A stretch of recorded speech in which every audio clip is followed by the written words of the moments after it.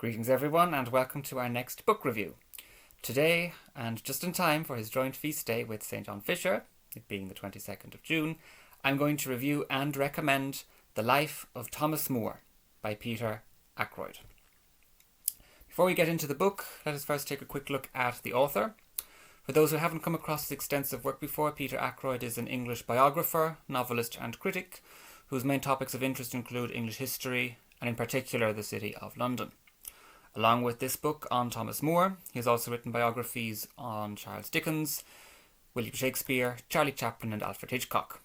He has also authored a 6-part series on the history of England, the most recent instalment of which was published last year. His biography of Thomas More is actually the first book of his that I've read, and based on this book alone, would I consider reading his other works as well? Yes, I would.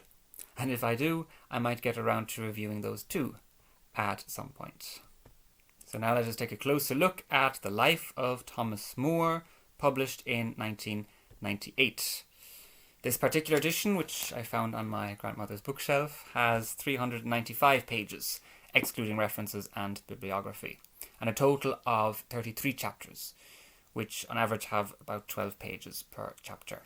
Overall, I think it was of adequate length, not too long and not too short, and it covers all the important events in the 57 years of Thomas More's life, from 1478 to 1535.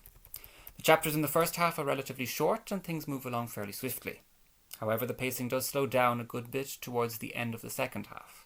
The final chapters recall events that took place within the space of a few months, whereas the previous chapters all covered at least an entire year, if not 2 or even 3 years. The simplest reason for this is that these final months of his life are what More is primarily remembered for, and substantial documentation about this time remains extant. These last chapters give us a very vivid glimpse into what those final days were like, how he made peace with his situation and accepted his ultimate fate, even before he was tried and condemned to death. Ackroyd is a very balanced writer, objective, to the point and unbiased.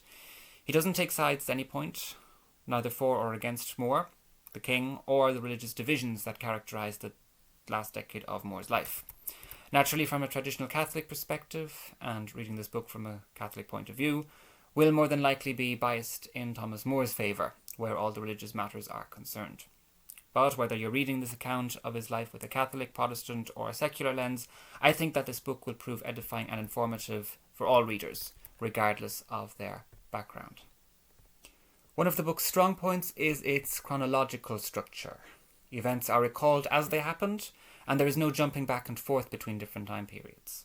Also, there is no excessive time gap between chapters, allowing for a complete and consistent historical narrative. I also like the detailed account of the various locations More resided in or spent time in. The vivid descriptions of London in the late 15th and early 16th centuries, including politics, society and culture, almost brings the city to life in our minds with images, smells and sounds that allow us to get a little glimpse of what it must have been like at the time. I particularly like the accounts of More's time at Oxford, his stay at the Cistercian Charhouse in his youth, and the description of his residence at Chelsea, where he lived with his family before his arrest. As the author of many books and essays, including Utopia, his response to Martin Luther, and a dialogue of comfort against tribulation, Thomas More was quite a prolific writer, and Ackroyd does a very good job in recalling how all these works came about, their inspiration, More's own state of mind at the time, as far as can be discerned, and how they were received by his contemporaries. This book also provides a very good overview for the Reformation in England, how the heresies of the Reformers were at first dismissed on a national level, led by Henry VIII himself no less, but soon began to trickle into the walls of the royal court when it became clear that an increasingly disgruntled King Henry wanted to annul his marriage with Catherine of Aragon. One of the things that some readers might find a little difficult, perhaps even annoying at times, is that a lot of direct quotes taken from primary sources and other documents from the time are all replicated in exactly the way they appear in those original documents. At the time, there was no standard spelling for English words, and the way certain words were spelt differ quite a bit from how we spell them now. Here are just some of the things to look out for. The letter U is often used where we now use the letter V, and vice versa. Only single consonants are used at times when we now use to, and letters are either missing or added to words which would now give them a completely different pronunciation. Just to give an example from the text itself, one of the quotes is, "I showed nevertheless, as my duty was at his commandment, what thing I thought upon the words which I there read." In this sentence, upon, the word upon, is spelled V-P-P-O-N. Duty is spelled D-E-W-T-I-E, and words is spelled W-O-R-D-I-S. So that's one thing to bear in mind, and might cause some delay when reading certain sections of this book. Another thing that I would have liked to see more of are scenes from his family life. The book is very much focused on more the statesman and official, rather than more as husband and father. We do get a few glimpses of the More household, including an amusing description of his second wife, Alice Middleton, and a few nice scenes with his daughter Margaret, reputed to be the most intelligent woman in England, no doubt thanks to her father's instruction. But we hardly get anything about his other children, or even his first wife, Jane Colt, who tragically died at a very young age.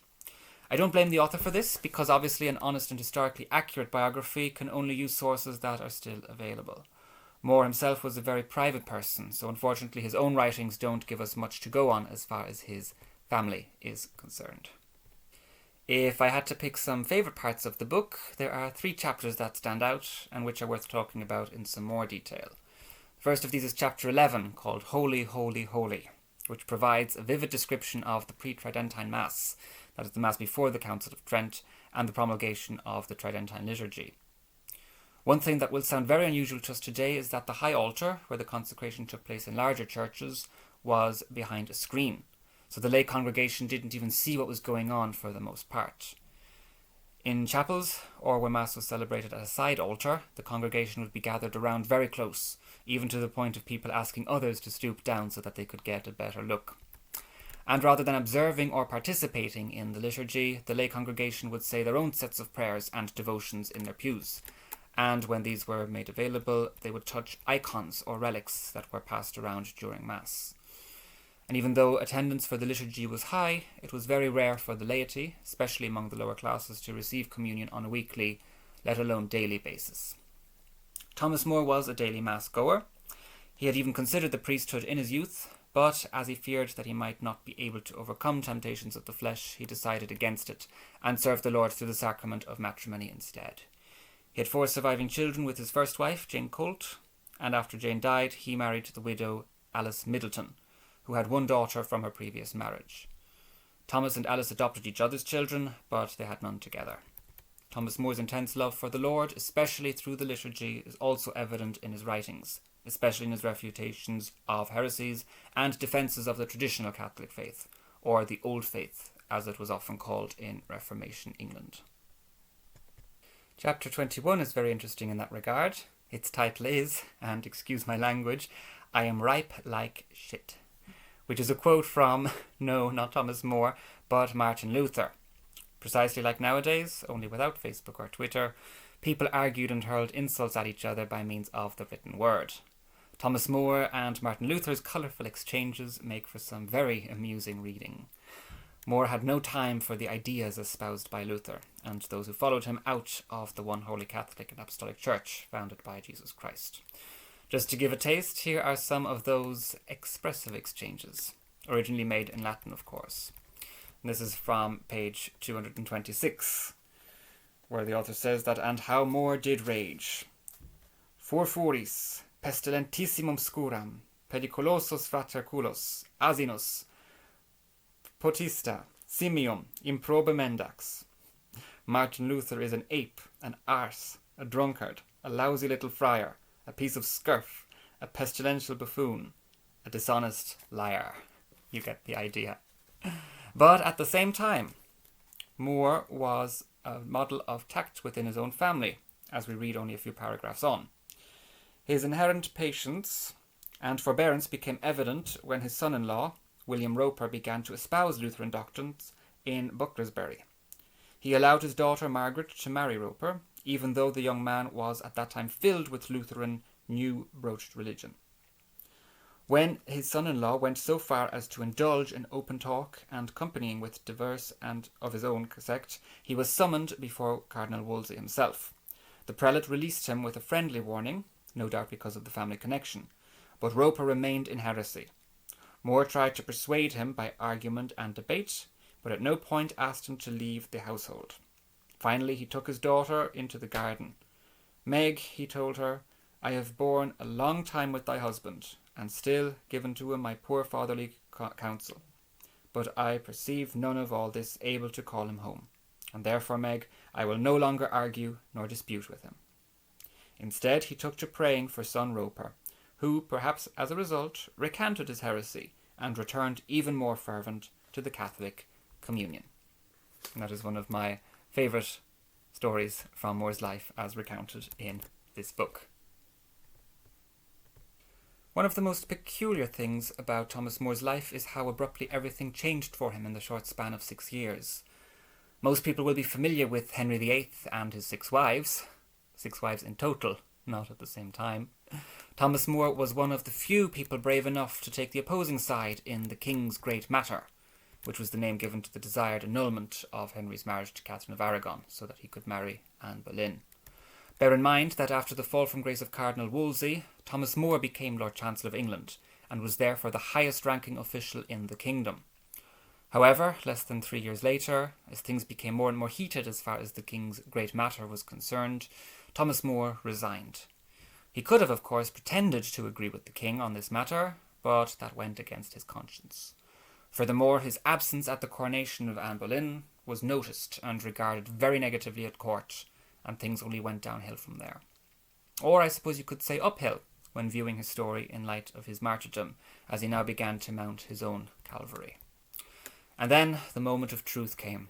The king required that everyone swear the oath of supremacy, which stated that the monarch of England was also the head of the church, something which Thomas More, a firm advocate of the old faith, could not do. After his refusal to swear the oath, Thomas More was arrested and taken to the Tower, where along with St. John Fisher, the Bishop of Rochester, he awaited his trial and execution.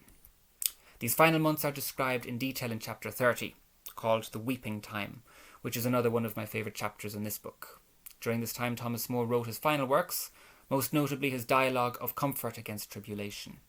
And then, when the day finally came on the 6th of July, 1535, Sir Thomas More, calm and ready, mounted the steps to the scaffold where he was to be beheaded, and declared that he died as the king's good servant, but God's first.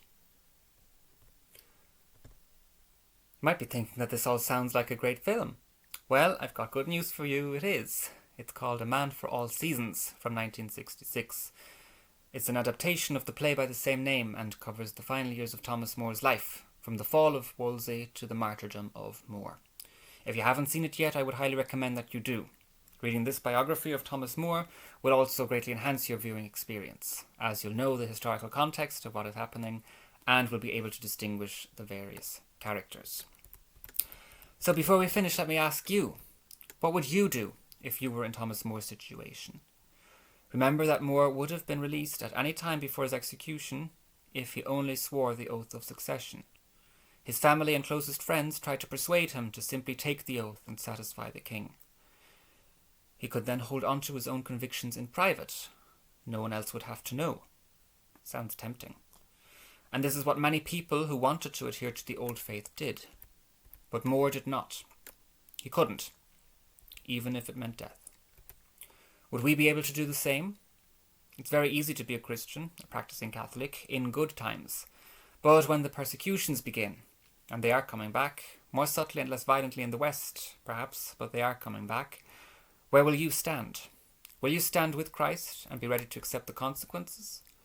Or will you submit to worldly authority and live in the world for a few more miserable years of slavery at the cost of your own immortal soul? St. Thomas More, pray for us. And that brings us to the end of this video. Thank you for watching. If you liked it, please like, share and subscribe, and check out my other videos as well. And if you're interested, you can also take a look at my own books, Inspired and Inerrant, a new guide to the Old Testament, and my first novel, At the Feet of Justicia, which is the first part of a trilogy, part 2 to be released later this year. And with that, a blessed week to you all, and I hope to see you again soon. Take care and God bless.